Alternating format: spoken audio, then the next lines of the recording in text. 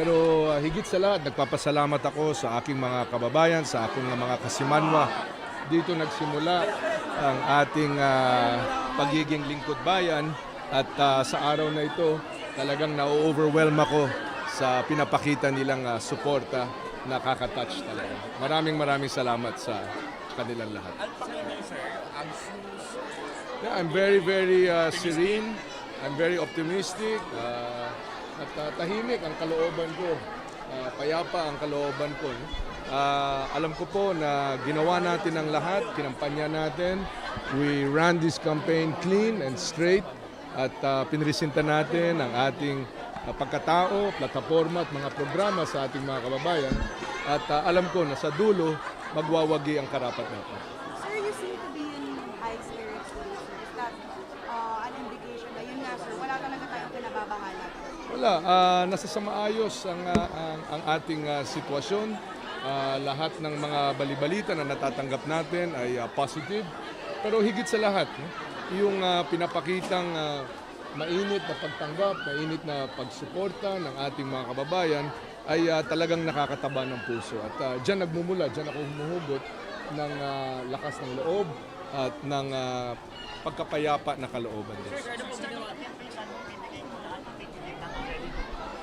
Binigay natin ang lahat at hanggang sa dulo ipinaglaban natin ang ating mga prinsipyo.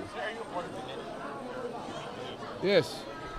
Sir, what about yung mga sinasabi ng mga natin na may mga balak daw po tayong mandaya, sir? May mga ganong umiikot-ikot eh.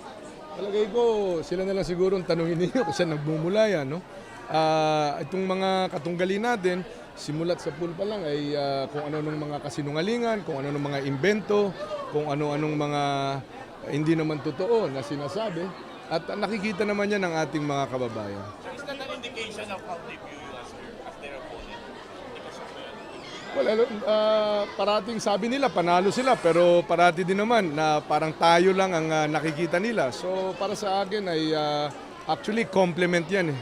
Na sa tingin nila, sa mata nila, tayo ang pinakamatindi nilang katunggali. I'm sorry?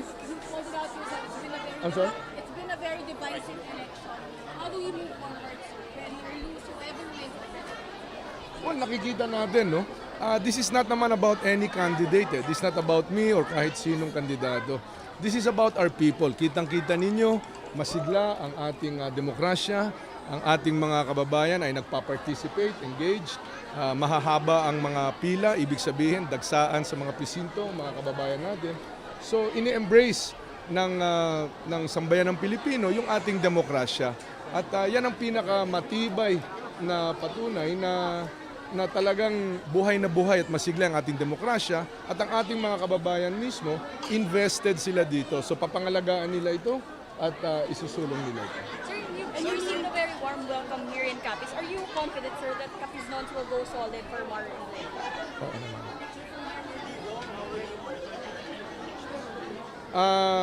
Dito muna tayo, makikihalubilo sa ating mga kababayan. Hindi dito sa presinto, no? Kasi bawal yan. Pero dito muna tayo, nahidlaw na gid ako, parang namimiss ko yung ating mga kababayan. Kaya yung matamis na hangin dito sa Capiz, na miss ko. So dito muna kami siguro sa may baybayin. Tapos sasamahan ko din si Corina sa kanyang pagboto. This early may natanggap na pa kayo mga reklamo? Wala pa naman.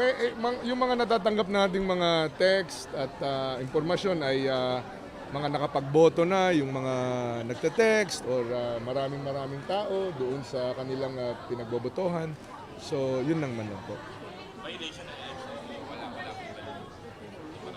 Ang violation ng election law, kayo rito, hindi kayo botante rito na sa loob ng voting precinct. Overall, are you confident po sa automated election system natin? Ano? Overall po, confident po ba kayo? Oo naman. Nakikita natin na masigla ang ating demokrasya. Tuwan-tuwa ang ating mga kababayan. Dumating na rin itong araw na ito. At sa totoo lang, isang araw lang ito eh. No?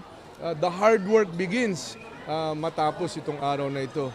Yung pagsusulong ng ating kaunlaran, ng pagsusulong ng magandang bukas para sa ating mga kababayan. Itong araw na ito, dito nagdi-distill eh. Dito talaga nakikita yung mga pangarap ng 100 milyong Pilipino.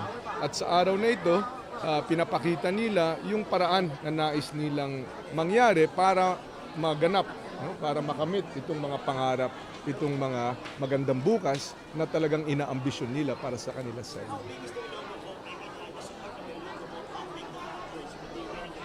Well, of course, malaking bagay yan at natutuwa naman ako buong buo ang Ilonggo at Visayan mo. Maraming salamat. Magandang Ano po yung message mo umaga. sa mga Ilonggos? Sa ating nga mga kasimanwa, nagapasalamat ako sa liwat sa inyong atanan. Kabay pa nga ining adlaw nga ini mangin malipayon kag maayo sa inyo tanan. Madamo gid nga salamat sa inyo.